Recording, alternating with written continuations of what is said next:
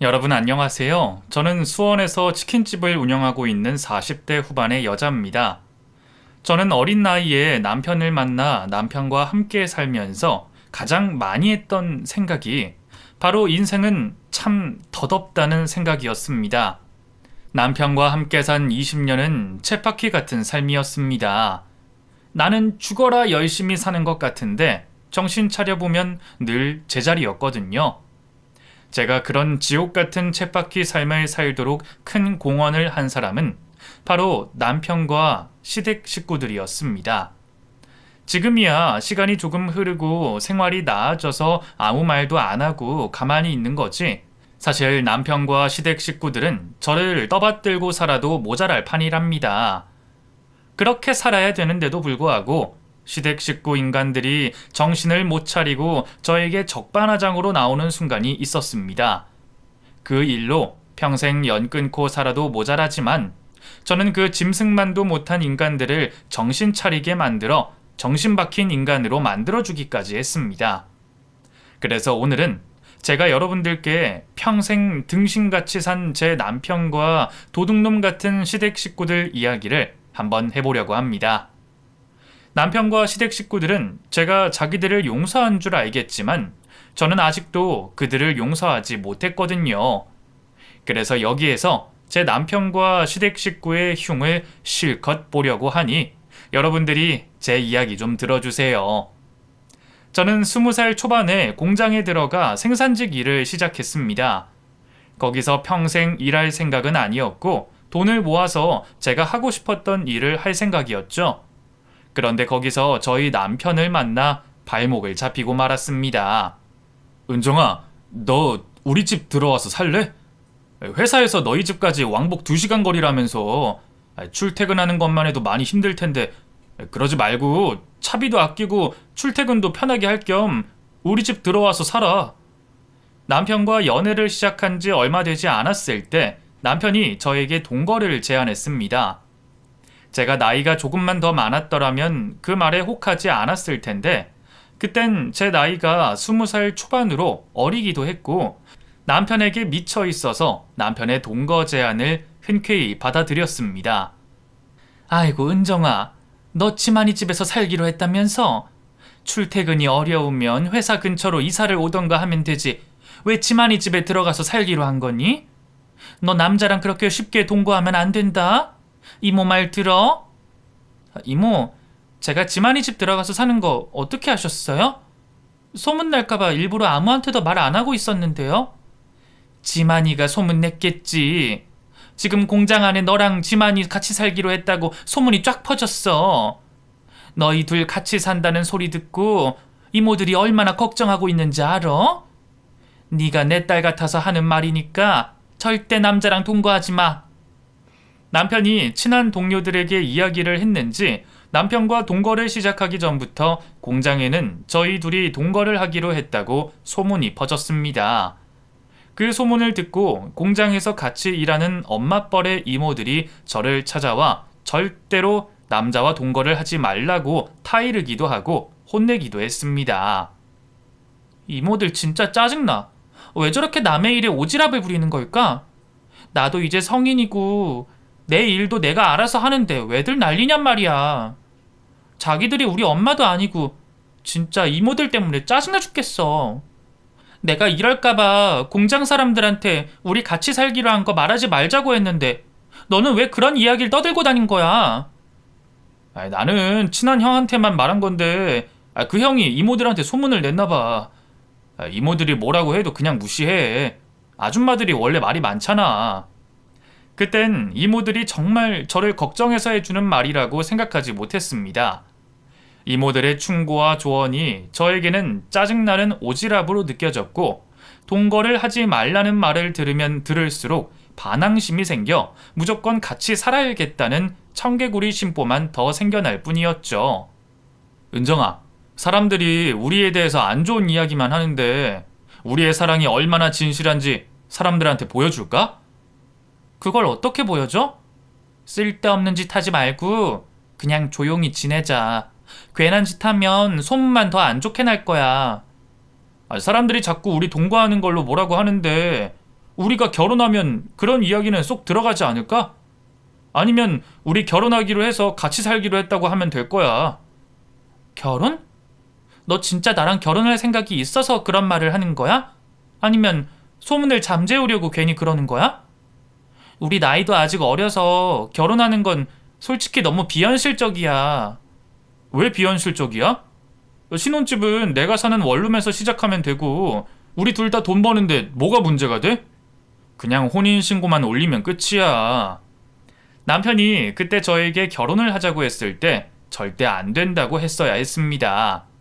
그땐 제가 무슨 정신이었는지 결혼을 하자고 말하는 남편의 말에 마음이 흔들렸습니다.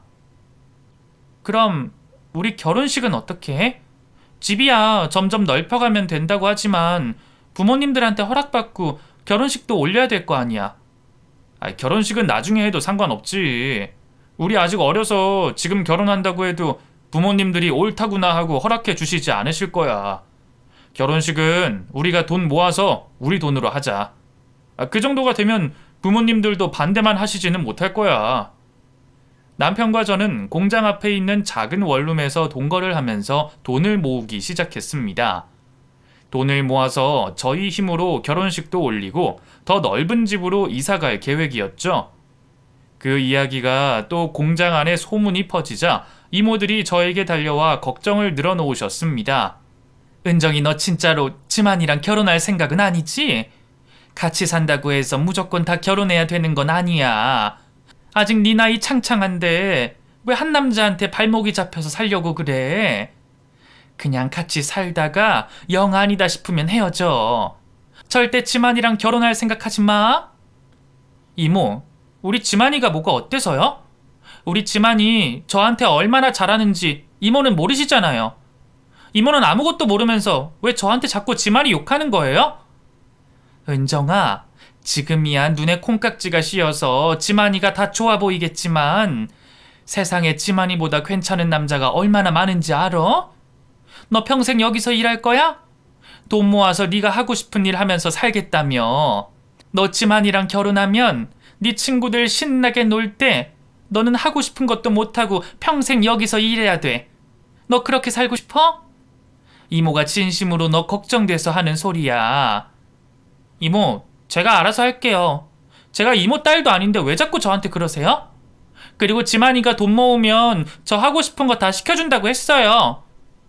그땐 세상 모든 사람들이 남편과 저의 사랑을 방해하는 것 같다는 생각에 저희는 좀 더 과감한 선택을 했습니다. 바로 혼인신고였죠. 나 증인 서줄 사람 구했어. 내일 출근하기 전에 혼인신고 접수하고 오자. 앞으로 공장 사람들이 또 뭐라고 하면 우리 법적으로 부부됐다고 당당하게 말하면 돼. 그러면 아무도 뭐라고 못할 거야. 근데 엄마랑 아빠한테 허락 안 받고 우리 맘대로 혼인신고해도 될까? 나 이러다 집에서 쫓겨날까봐 걱정이야.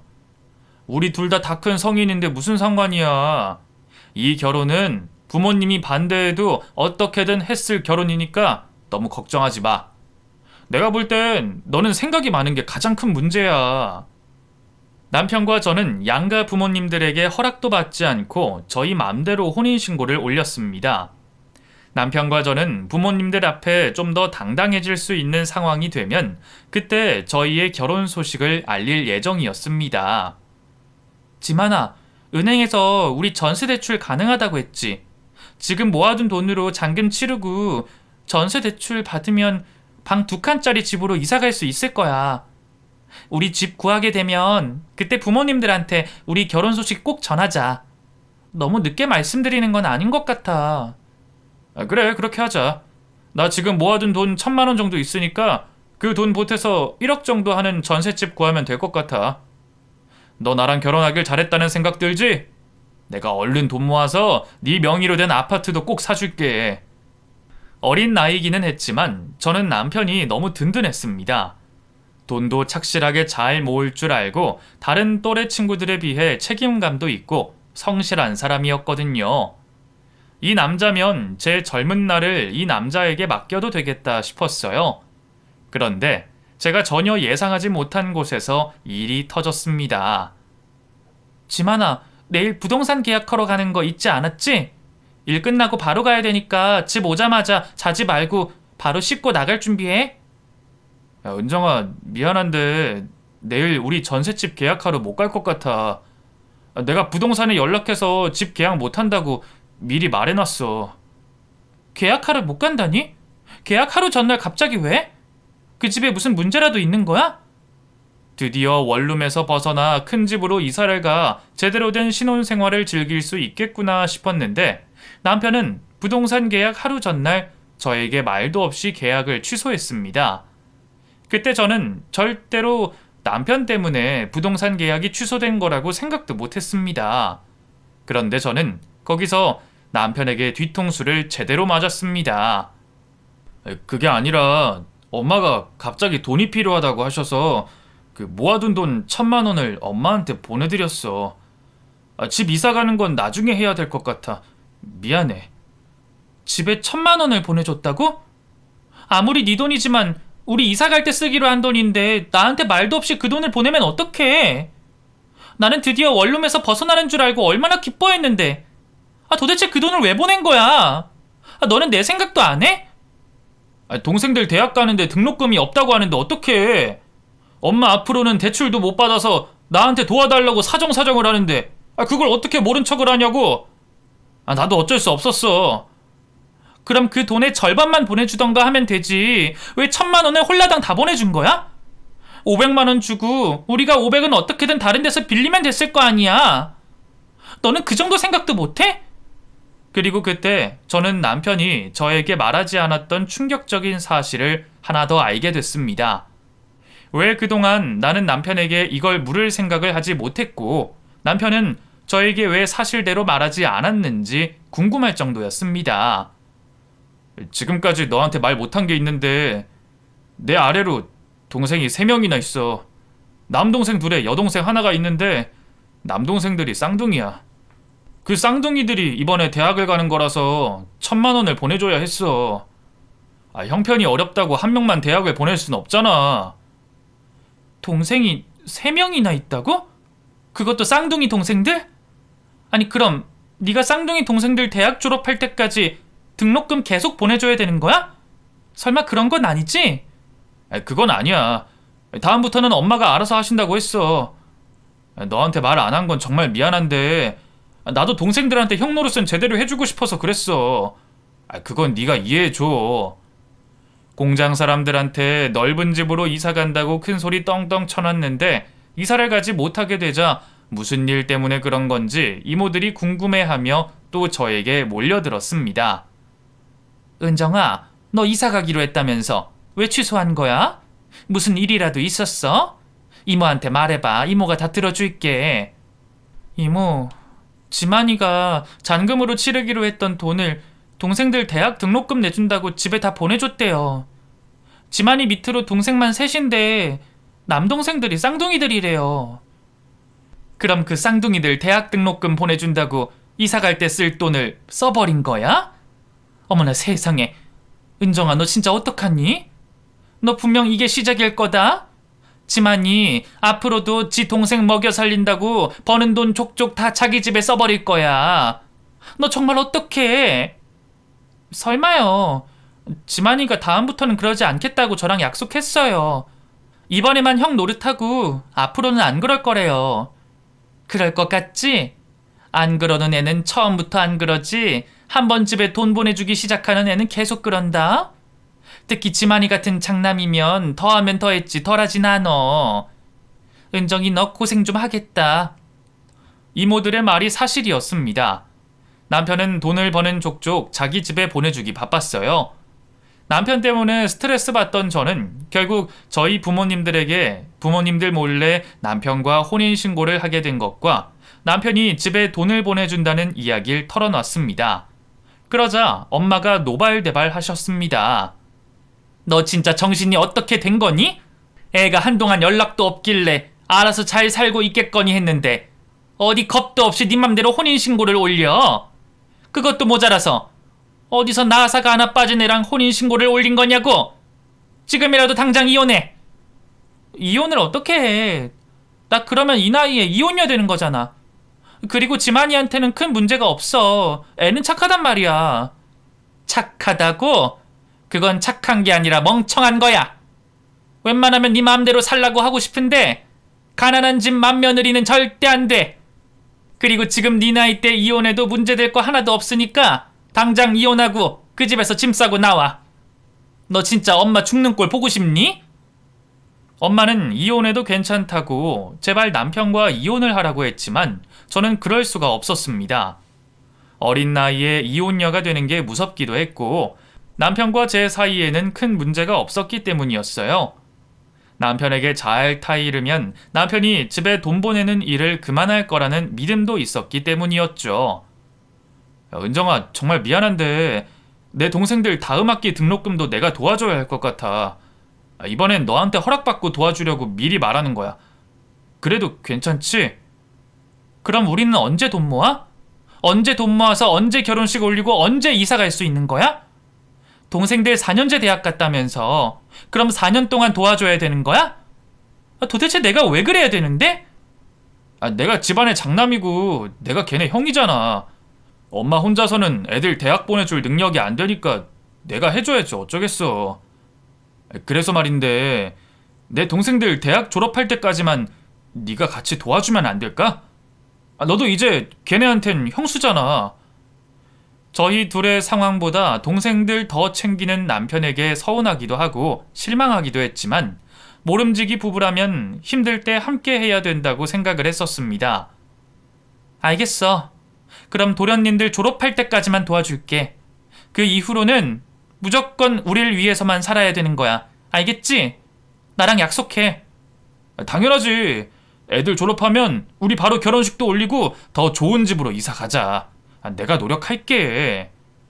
그렇게 남편과 원룸에서 생활을 하면서 공장 생산직 2교대 일을 하며 쌍둥이 도련님들을 뒷바라지 해주었습니다. 돈을 모았다 싶으면 두 도련님들의 대학 등록금으로 쓰기 바빴었죠. 남편은 지 동생이니 그렇게 살 수 있겠다지만 제가 남편의 동생을 위해 사는 것은 당연한 것이 아닌데 시모는 그런 저에게 고마워하기는커녕 막내 신우까지 저에게 떠넘기기 급급했습니다. 너희 둘 막내 여동생 대학까지 책임져줘야 한다. 나는 너희만 믿고 살고 있는 거야.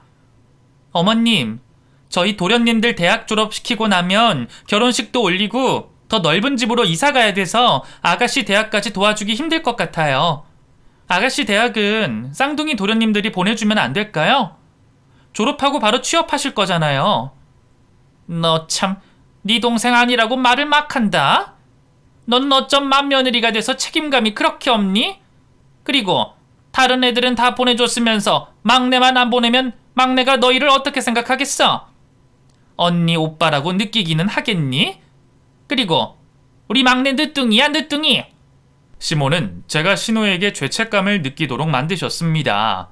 그래서 결국 저는 쌍둥이 도련님들에 이어 막내 신우 대학까지 도와주겠다고 시모에게 약속을 하고 말았습니다.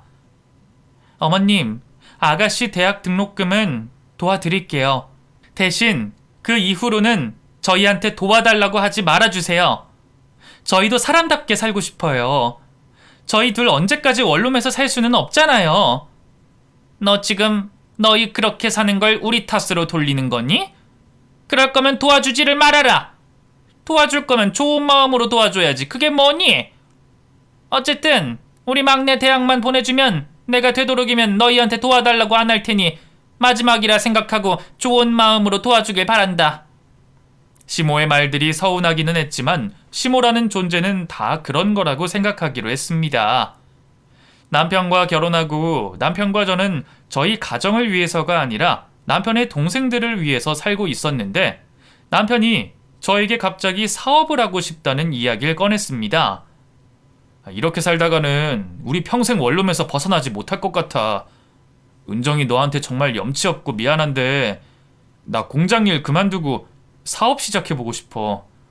사업이라니? 네가 무슨 사업을 시작한다는 거야? 너를 무시하는 게 아니라 지금 우리가 가진 돈도 없고 하루 벌어 하루 먹고 살기도 바쁜데 무슨 돈으로 사업을 시작해? 마음으로도 그렇고 금전적으로도 여유가 있어야 사업을 하지. 지금 상황에서는 절대 못해. 장모님이 우리 결혼할 때 3천만 원 주시기로 했잖아. 그 돈이랑 대출 받아서 하면 충분히 가능할 것 같다고 생각해. 그리고 내가 하려는 사업이 대단한 건 아니고 그냥 삼겹살집인데 삼겹살집은 웬만하면 망하기 힘들잖아. 그러니까 나 믿고 네가 좀 도와주라. 남편 말이 맞았습니다. 평생 이렇게 공장에서 일하면서 살다가는 저희 둘 다 원룸에서 벗어나지 못할 것 같았어요. 그래서 저는 남편을 믿고 도와주기로 했습니다. 제가 친정엄마를 찾아가 저희 결혼할 때 주려고 했던 돈을 미리 달라고 말했더니 엄마는 이렇게 말씀하셨습니다. 엄마가 장담하는데 너 무조건 후회하게 될 거야. 그리고 나 이 돈 이후로 2번 다시 너 도와줄 생각 없으니까 앞으로 엄마랑 아빠한테 손 벌릴 생각하지 말고 네 인생 네가 알아서 살아. 저와 남편을 끝까지 믿어주지 못하는 엄마에게 서운했습니다. 그래서 엄마에게 반드시 우리가 잘 먹고 잘 사는 걸 보여주고 싶었어요. 그렇게 엄마에게 받은 돈 3천만 원과 남편 이름으로 받은 대출로 저희는 삼겹살집을 오픈했습니다. 저도 일을 그만두고 남편을 도와주고 싶었지만 남편이 저에게 공장 일을 그만두지 말라고 했습니다. 혹시 모르니까 당신은 공장 일 계속하고 있어봐. 가게 자리 잡고 장사 잘 되면 그때 그만두는 게 좋을 것 같아. 가게 무조건 성공시킬 거지만 처음에는 잘 안 될 수도 있으니까 혹시 몰라서 그러는 거야. 당신만 공장 일하게 해서 미안해. 아니야, 당신 말이 맞아. 혹시 모르니까 나는 계속 공장 일 해야지. 여유만 되면 나도 가게 일 도와주고 싶은데 상황이 여의치 않네. 혹시 모를 상황에 대비해 저는 계속 공장 일을 했었는데 남편을 따라 공장을 그만뒀으면 큰일 날 뻔했습니다. 왜냐면 장사가 안 돼도 너무 안 됐거든요. 돈을 벌어야 된다는 성급한 마음에 제대로 알아보지도 못하고 가게를 차린 것이 문제였습니다. 결국 남편은 삼겹살집을 2년도 채 운영하지 못하고 빚만 떠안은 채 접어야 했습니다. 그리고 남편은 다시 제가 있는 공장으로 돌아왔죠. 여보, 아까 엄마한테 전화 왔는데 지은이 임신해서 3달 안으로 결혼식 올려야 된다고 하더라. 아가씨가 임신을 하셨다고? 아가씨 아직 대학 졸업도 못했는데 무슨 임신이야? 설마 사고 친 거야? 남자친구 아기 가졌나봐. 그래서 말인데 엄마가 지은이 결혼 자금으로 1억만 달라고 하던데 가능할까? 1억이라니? 그게 무슨 소리야? 우리한테 1억이 어딨어? 어머님도 어머님이지만 당신도 진짜 너무한 거 아니야? 우리한테 빚밖에 없는 거 알면서 가능하냐고 묻는 당신은 정말 무슨 생각인 거야? 삼겹살집이 망하는 그 와중에도 저희는 막내 신우의 대학 뒷바라지를 하고 있었습니다. 그런데 신우가 대학을 졸업하기 전에 남자친구의 아이를 가져 결혼을 올리게 됐고 그 결혼 자금으로 시모가 저희에게 1억을 요구했습니다. 남편이 당연히 안 된다고 딱 잘라 말해야 된다고 생각했는데 남편은 어떻게든 그 돈을 구해 신우를 결혼시키고 싶어 했습니다. 엄마 말로는 지은이 남자친구 집이 잘 사는 집이래. 차라리 임신한 게 잘 됐다고 돈 많은 집에 시집 보내서 지은이 편하게 살게 만들어주자고 하시더라고. 어머님은 자기 딸만 생각하실 줄 알고 남의 딸은 생각하실 줄 모른대? 그리고 아가씨가 내 딸도 아닌데 내가 왜 1억을 구해다 줘야 되냐고. 그런 집에 시집을 가려면 그 정도는 가지고 가야지 미움을 안 받는다고. 나중에 시집 가서 다 갚아줄 거라고 지은이를 위해서 돈 좀 구해달라고 하시더라고. 솔직히 나도 엄마 말에 동의해. 지은이 돈 많은 집에 시집 가서 편하게 살려면 어느 정도 예단은 해가야 된다고 생각하거든. 저는 절대 안 된다고 반대했습니다. 신우가 내 딸이어도 빚만 있는 상황에서 1억은 무리인데 내 딸도 아니고 내 동생도 아닌 신우 때문에 또 빚을 내서 1억을 구해다 주기는 정말 싫었거든요. 아니요, 불가능하다는 말이 정확했습니다. 그런데 시모와 신우가 저를 찾아와 생떼를 부렸습니다. 해줘라 좀! 그게 뭐가 어려운 일이라고 못해준다고 버티고 있니? 얘가 나중에 시집가면 갚겠다고 하잖아. 이자 톡톡히 쳐서 갚아줄 테니까 1억만 내놔봐. 그래요 언니. 제가 시집가서 애 낳고 몸 괜찮아지면 바로 일해서 갚아주겠다니까요? 아니면 제가 제 남편 될 사람한테 잘 말해서 갚아줄게요. 언니 설마 제가 돈 많은 부잣집에 시집가는 게 배 아파서 못해주겠다고 하는 건 아니죠? 적반하장도 유분수지. 저한테 돈을 맡겨둔 것도 아니고 시모와 신우는 하루도 빠짐없이 저를 들들 볶아 괴롭혔습니다. 두 사람의 괴롭힘을 견디지 못한 저는 결국 빚을 내 1억을 신우에게 가져다 줬습니다.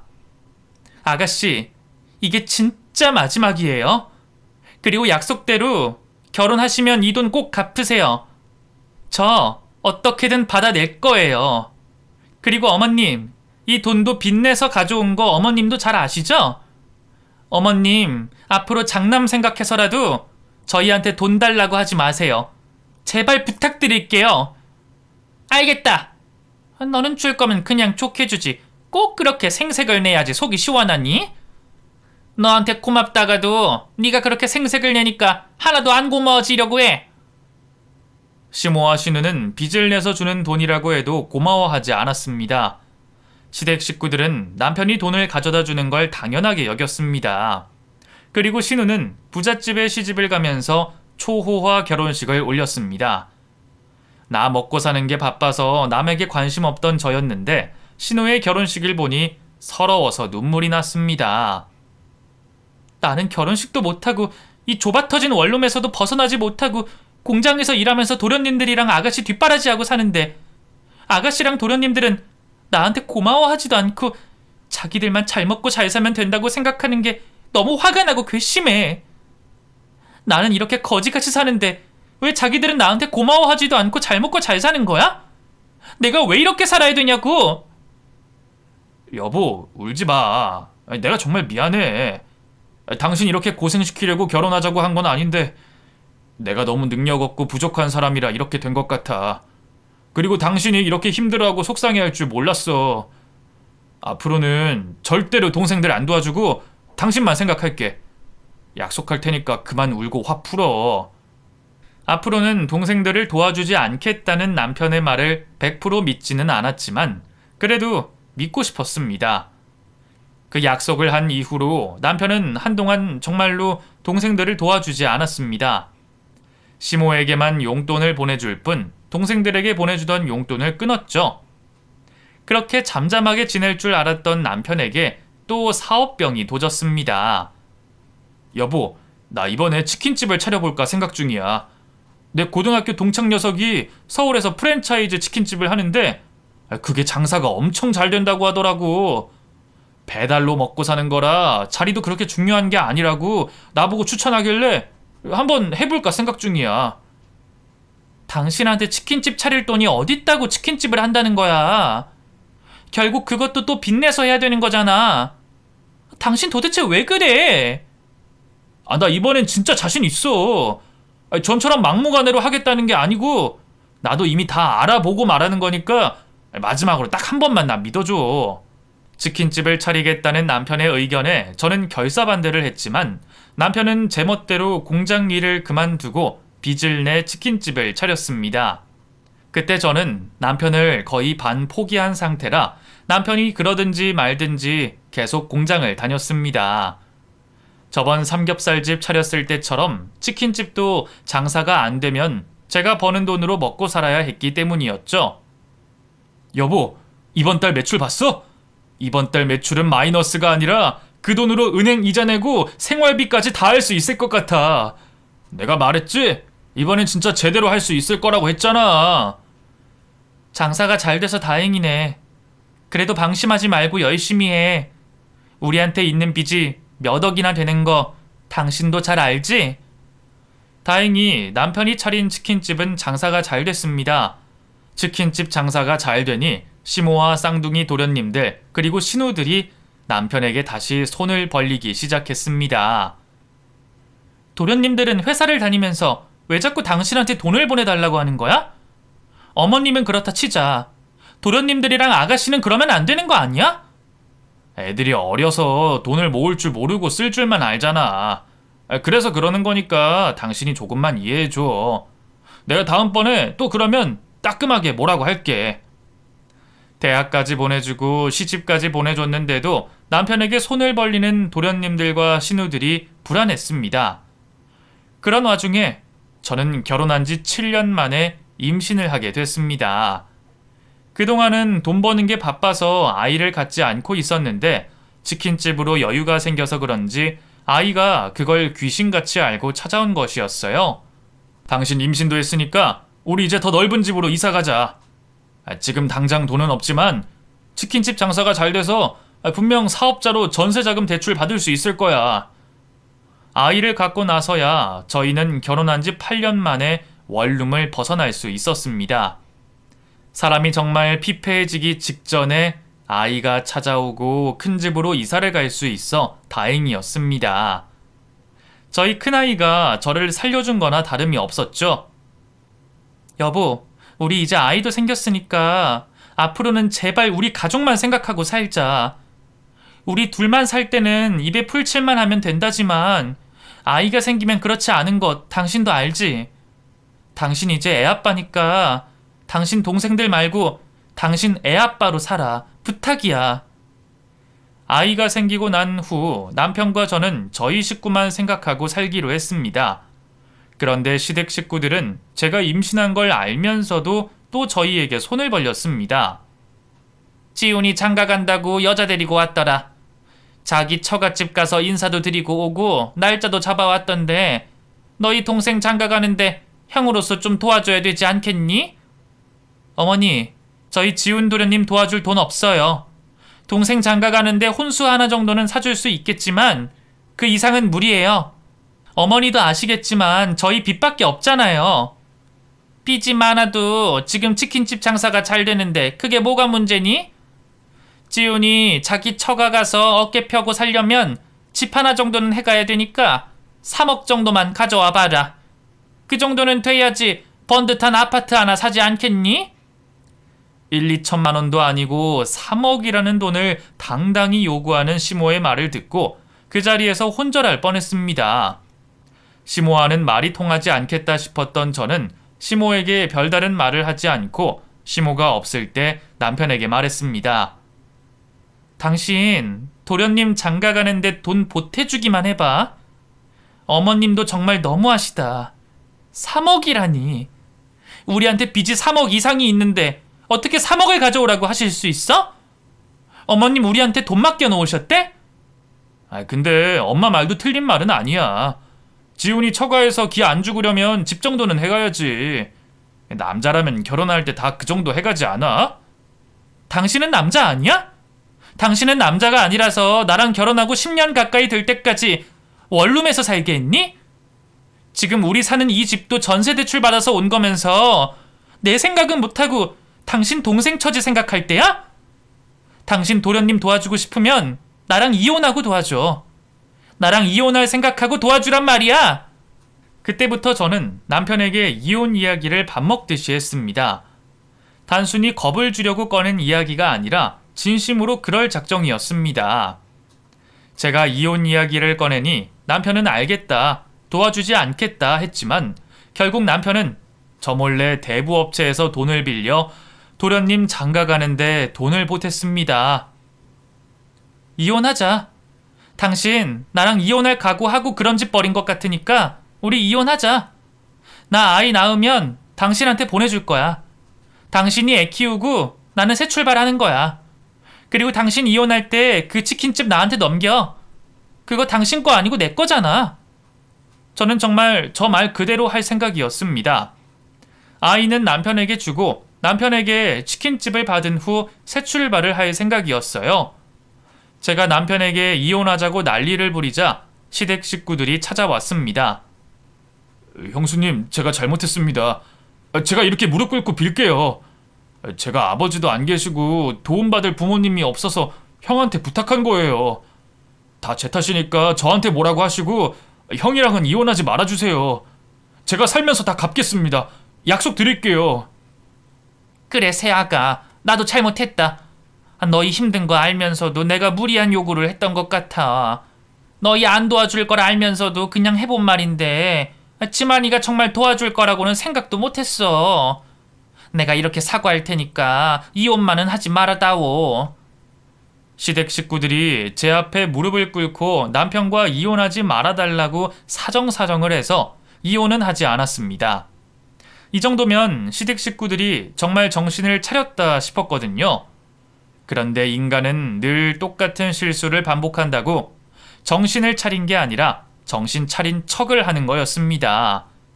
지원이 장가갈 때는 3억 해줬는데 지원이 결혼할 때는 아무것도 안 해주면 지원이가 서운해할 것 같아서 은행에서 1억 빌려서 줬어.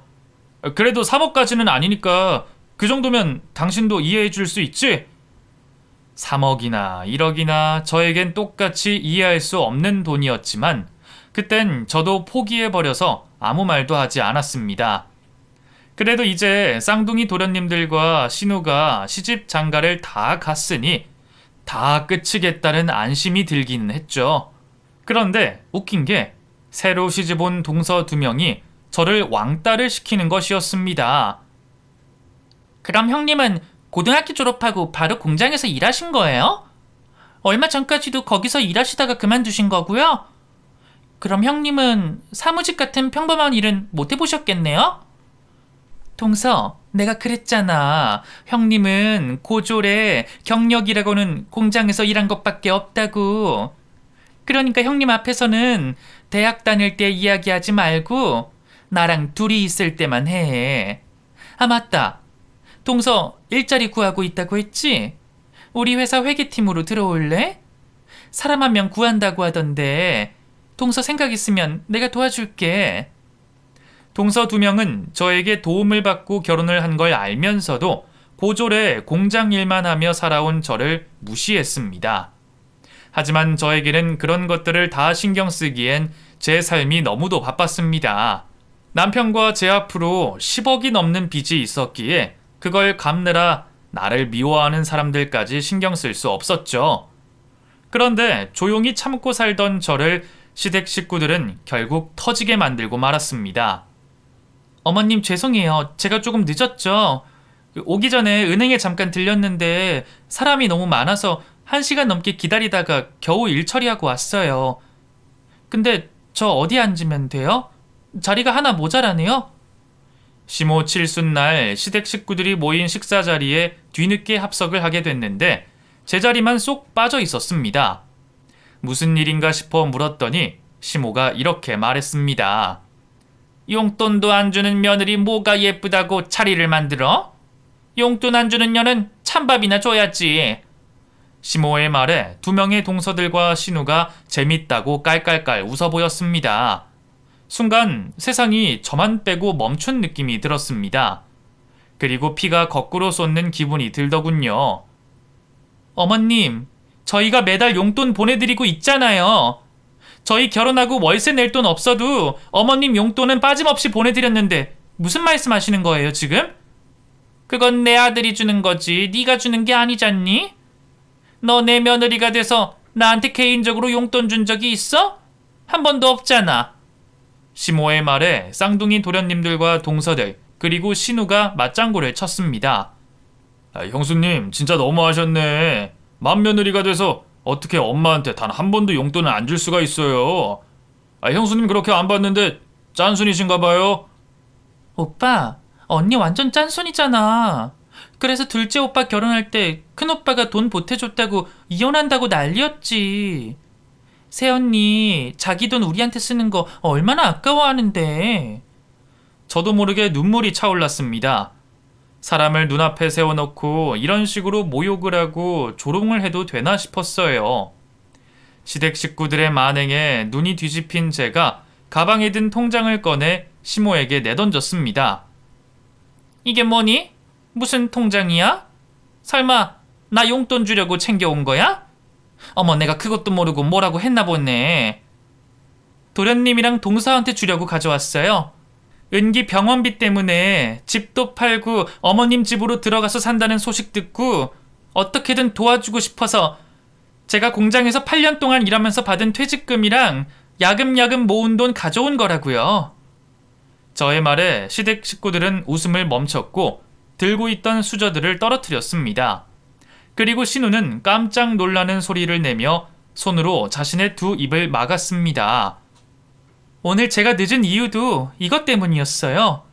공장에서 일하면서 조금씩 모은 돈이랑 퇴직금으로 받은 돈, 비상금으로 적금 들어놨는데 오늘 도련님한테 주려고 해지하고 오느라 늦은 거라고요. 근데 어머님, 저한테 뭐라고 하셨어요? 용돈 안 주는 년은 찬밥 줄 거라고요? 제가 왜 어머님한테 용돈을 못 드렸는지 어머님이 정말 몰라서 그러세요? 여기서 제 도움 안 받은 사람 누구 있어요? 다들 적어도 최소 1억씩은 받아가 놓고 어떻게 입을 싹 닫고 저를 개만도 못한 취급을 하실 수 있냐고요? 제가 울분을 토하자 시모가 두 손을 달달 떠셨습니다. 시모도 많이 놀란 듯 했어요. 제가 눈물 콧물을 빼며 울고 서 있자 시모가 제게 다가와 제 손을 잡았습니다. 미안하다 큰애야. 내가 정말 미안하다. 나는 웃자고 장난으로 했던 말이지 진심이 아니었어. 내가 잘못했다. 내가 잘못했어. 장난이요? 그게 장난이시라고요? 아니요. 어머님은 저랑 이 사람이 어머님 대신 도련님들이랑 아가씨한테 부모 노릇하는 걸 당연하게 생각하지 고마워하지 않으시는 분이시잖아요. 그리고 도련님들이랑 아가씨는 그런 어머님 쏙 빼닮아서 저희한테 돈 그렇게 받아가 놓고 고맙다는 소리도 안 하고 갚을 생각도 안 하잖아요. 시모는 저를 붙잡고 미안하다는 말만 반복했습니다. 저는 정말 당신들한테 질려서라도 이 사람이랑 이혼할 거예요. 인간들이 추악해도 어떻게 이렇게 추악할 수 있는지 모르겠어요. 그리고 저한테 1억만 있는 줄 아세요? 이 사람 앞으로는 10억이 넘는 빚밖에 없지만 제가 모아둔 돈만 해도 5억은 돼요. 그 돈으로 빚 갚으려고 했는데 당신들 보니까 그러지 못하겠네요. 제가 가지고 있는 5억이랑 이 사람이 하고 있는 치킨집 어떻게든 뺏어서 이혼할 거예요. 남편이 돈을 버는 족족 저에게 가져다 줬기 때문에 저희 집 돈은 제가 다 관리를 하고 있었습니다. 저는 정말 시댁 식구들에게 했던 말대로 제가 차곡차곡 모아뒀던 돈을 가지고 이혼할 생각이었습니다. 제가 시모 손에 있는 제 통장을 뺏어 들고 나가려고 하자 시모와 도련님이 저를 막아세웠습니다. 큰애야, 내가 정말 미안하다. 내가 어리석어서 그랬어. 내가 어른답지 못해서 일어난 일이니 제발 한 번만 우리를 용서해다오. 이 집의 어른은 나고 내가 애들 부모인데 내가 그 역할을 못하고 네가 다 하고 있는 게 나는 그게 질투가 나서 그랬어. 네가 이 집의 권력을 다 가져갈까봐 무섭고 애들이 너한테만 고마워하는 게 시샘이 나서 그랬던 거다. 내가 잘못했다. 내가 어리석었어. 형수님, 정말 죄송해요. 형수님이 저희를 그렇게 생각하시는지 몰랐어요. 저희는 형수님이 저희를 싫어하는 줄만 알았어요. 시모와 도련님에 이어 동석까지 제 바짓가랑이를 붙잡고 늘어졌습니다. 형님, 제가 그동안 형님한테 못되게 굴었던 것 사과드릴게요. 그러니까 한 번만 용서해 주시고 빌려주시려던 돈 빌려주시면 안 될까요? 그렇지 않아도 저희 지금 은기 병원비 못 내서 돈 구하고 다니고 있던 참이었거든요. 제발 그 돈 저희 빌려주세요, 형님. 너무 속상했던 저는 그 자리에서 한참을 아이처럼 엉엉 울었습니다. 제가 그렇게 울자 시댁 식구들도 눈물을 보였습니다. 그렇게 한참을 울다 이때가 아니면 말 못하겠다 싶어 저는 시댁 식구들에게 하고 싶은 말을 다 했습니다. 다들 저희한테 받은 돈 다 갚으세요. 저 그 돈 그냥 준 게 아니라 빌려준 거예요. 저도 결혼식 올리고 싶고 저도 좋은 아파트에 살고 싶어요. 근데 저 도련님들이랑 아가씨 뒷바라지 한다고 결혼식 포기한 지 오래고 그런 집 근처에도 못 가봤어요. 그러니까 다들 저희한테 받아간 돈 갚으세요. 갚으시라고요. 저는 하고 싶은 말을 시원하게 하고 난 후 도련님에게 주기로 생각했던 1억을 건네줬습니다. 도련님 때문에 주는 게 아니라 어린 나이에 아파서 고생하는 은기가 안타까워서 주는 거예요. 은기 다 낫고 도련님 다시 자리 잡으면 그때 이 돈 갚으세요. 도련님은 저한테 갚아야 될 돈 여기서 제일 많은 거 알죠? 알죠. 잘 알죠, 형수님. 정말 감사합니다. 이 돈 정말 감사하게 잘 쓰겠습니다. 형수님, 이 은혜 잊지 않을게요. 남편과 결혼하고 10년이 넘어서야 저는 시댁 식구들에게 제 공을 인정받았습니다. 그리고 그 이후 쌍둥이 도련님들과 신우에게 차용증을 받아냈습니다. 지금 당장 갚으라는 게 아니에요. 도련님들이랑 아가씨 여유가 되고 능력이 되면 갚으라고 시간 넉넉히 드린 거니까 꼭 갚으세요. 다들 아시겠죠? 모든 게 제가 원하는 방향으로 정리가 됐습니다. 그런데 시몬은 그런 일이 있고 난 이후로 저에게 연락을 하지 않았습니다. 허구한 날 전화해서 용돈을 달라고 하던 사람인데 그날 이후로는 제 눈치를 보는 듯 했습니다. 그렇게 지금은 그 일이 있고 난 후 5년이라는 시간이 흘렀습니다. 저희는 5년 사이에 내 집 마련에 성공을 했고 희귀병으로 고생하던 큰 도련님의 아들은 건강을 회복해 잘 지내고 있습니다. 물론 빚은 아직 조금 남아있죠. 그리고 좋은 소식 하나를 알려드리자면 지난달에 저는 신우에게 빌려줬던 돈을 모두 돌려받았습니다. 제가 빌려준 돈을 받은 건데 하늘에서 돈이 뚝 하고 떨어진 것만 같은 좋은 기분이 들기까지 했습니다. 또 조만간 작은 도련님에게도 돈을 받을 수 있을 것 같습니다. 큰 도련님은 아이 건강을 찾은 지 얼마 되지 않아 자리를 잡고 있는 중이라 돈을 받으려면 한참 걸리겠지만 도련님이 저에게 꼭 갚겠다고 약속했으니 저는 그때까지 기다려줄 생각이랍니다. 지금 시모와 저의 사이는 그리 좋지도 나쁘지도 않습니다. 사실 제가 티를 안 내는 것뿐이지 저는 아직도 시모와 시댁 식구들이 죽도록 밉습니다. 하지만 누군가를 미워하는 건 저의 손해니 최대한 미워하지 않으려고 노력은 하고 있죠. 하지만 저도 인간인지라 그게 쉽지는 않네요. 가끔 지난 과거를 생각하면 울컥하면서 화가 치밀어 오른답니다. 그래서 제가 이렇게 사연을 보내게 된 것이기도 하고요. 그럴 일은 없겠지만 혹시라도 또 시모나 시댁 식구들이 저를 화나게 하는 일이 생긴다면 바로 이곳으로 달려오겠습니다. 여러분, 저 지금까지 고생하고 살았으니 앞으로는 좋은 일만 있겠죠? 제발 그랬으면 좋겠습니다.